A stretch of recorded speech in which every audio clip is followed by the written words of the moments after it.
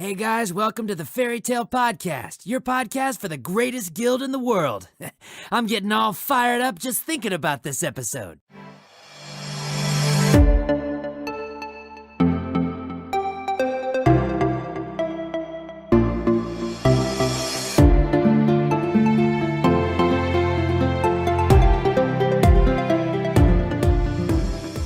So hey guys, welcome to Natsu Reviews Manga. I am going to be talking about chapter 392, Never Forget. Now I got a list of things that I'm going to talk about, and I'm looking over at my computer, so let's go ahead and get started. First off, Wendy's idea to use Warren's telepathy to enlist the rest of the guilds to help with taking care of Face. I love that idea.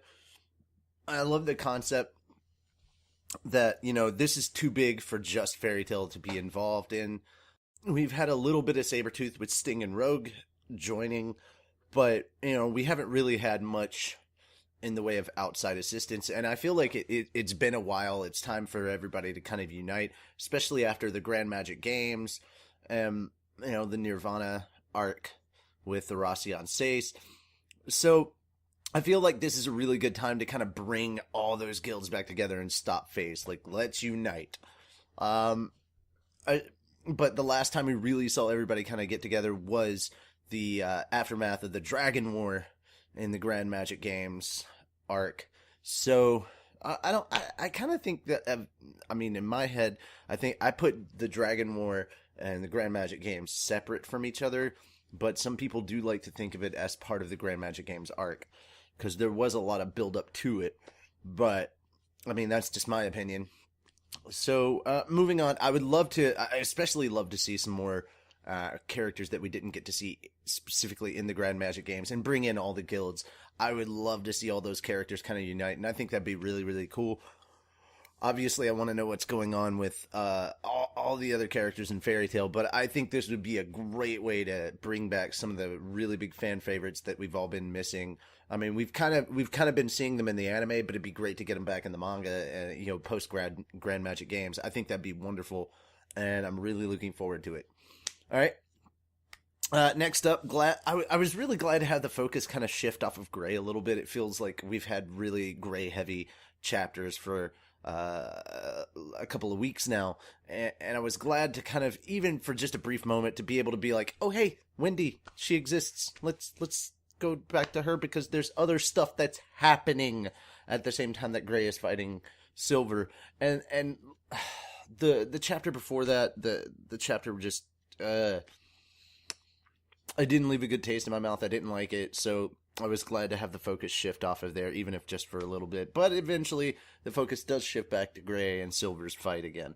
Now, Juvia, they cut to Juvia's focus, or they cut to Juvia's fight, and she's just getting owned at this point, is what it looks like.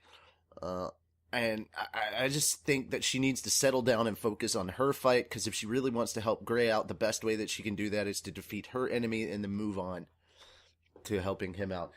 Moving on. Gray's use of his ice statues, or ice clones as I like to call them. I'm sorry, I'm a Narutard. I think ice clone. But it was inspired, and I'm glad he didn't choose to use Ice Shell. Even Silver pointed out how ineffective Ice Shell would have been, and after that huge moment between Natsu and Gray in the Galuna Island arc, where he was like, no, you know, killing your, basically sacrificing yourself and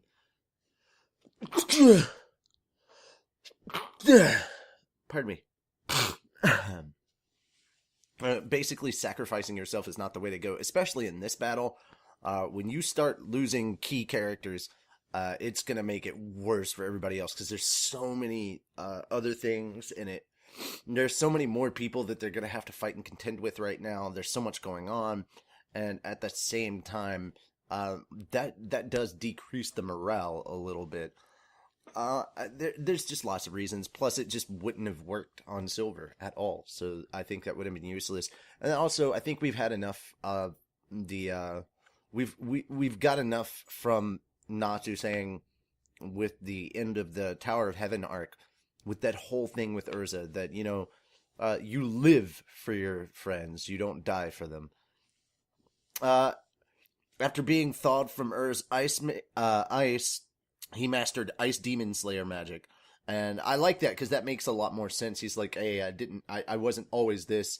I had to learn that, and then I joined them. And that made a lot more sense to me. Kind of saw it coming with Silver's defeat. Ice alone wouldn't beat Silver. The way he did it was interesting, but I kind of knew he was going to have to use more than just simple ice magic. It's not one of those things where you can just level up and suddenly it works. No, because he's a Slayer type mage. I was so happy to find out that Silver wasn't really Deliora, that he was Gray's father.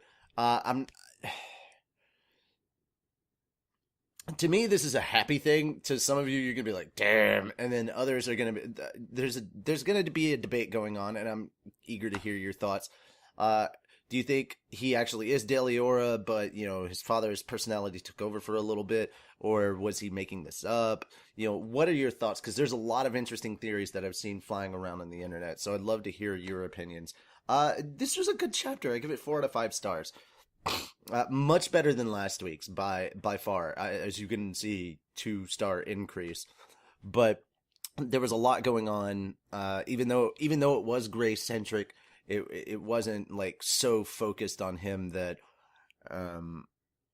it felt boring, I guess, like last week's chapter kind of did.